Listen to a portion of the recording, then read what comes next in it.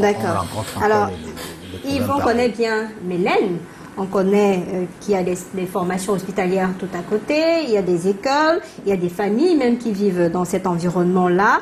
Et on a applaudi quand même la mesure du sous-préfet. Ça permettait, au moins on espérait, de réguler un peu le coin. Mais un rétro-pédalage appelle le coq à chanter que le sous-préfet revient sur sa décision. Mais Lille, finalement, j'ai de la peine à saisir la volonté des Camerounais. Quand j'ai des Camerounais, je m'appuie un peu sur les médias parce que vous êtes une espèce de représentant de la société. Parce que quand le sous-préfet prend cette décision, il y a des voix qui s'élèvent pour dire « Ah, là, on est en train de tuer une certaine petite économie. » Et je pense que le président du syndicat l'a dit tout à l'heure.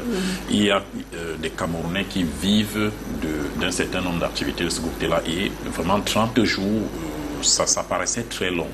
Et je voudrais dire que pour avoir lu le communiqué du sous-préfet, la décision du sous-préfet qui lève la suspension, je pense qu'il y a quand même des motifs, parce que le sous-préfet vous dit qu'il y a des interpellations qui ont été faites et qui laissent penser que les auteurs d'un certain acte ont été rattrapés.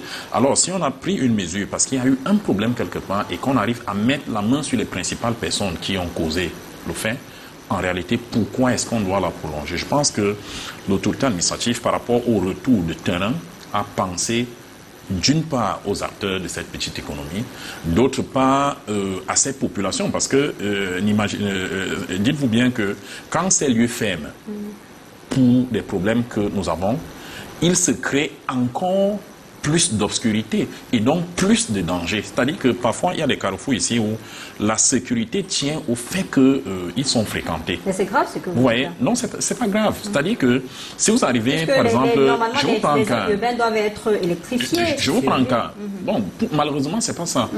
On fait avec la réalité. Vous arrivez en Ndokoti, à n'importe quelle heure, certaines personnes vous disent qu'elles s'y sentent en sécurité parce qu'en Ndokoti, il y a toujours du monde. Vous voyez, c'est un peu le cas des carrefours comme Miniferme et autres. C'est-à-dire que quand le sous-préfet revient sur sa décision, il y a plusieurs raisons qui pourraient vraiment amener à comprendre.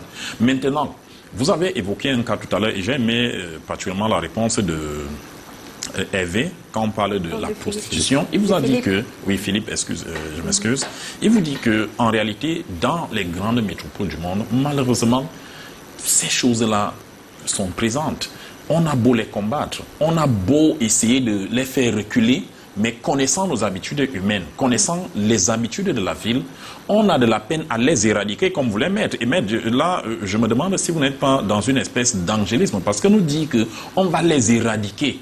En réalité, c'est pas possible. Je suis favorable aux mesures prises par le sous-préfet en amont, et c'est vous qui l'avez encore dit. Et je suis certain, parce que sur une décision, on ne peut pas tout dire. Le sous-préfet vous dit ce que vous devez entendre, mais ce qu'il prend comme mesure en back-office pour qu'un certain nombre de situations ne se répètent pas, il ne le dit pas.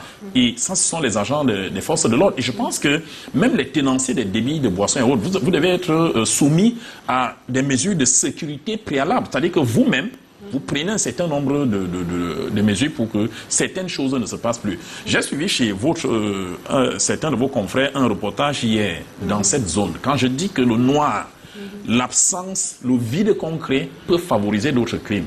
Je vous assure, la rue était tellement déserte que un passant seul, marchant de ce côté, ne se sentirait pas en sécurité. Vous voyez ?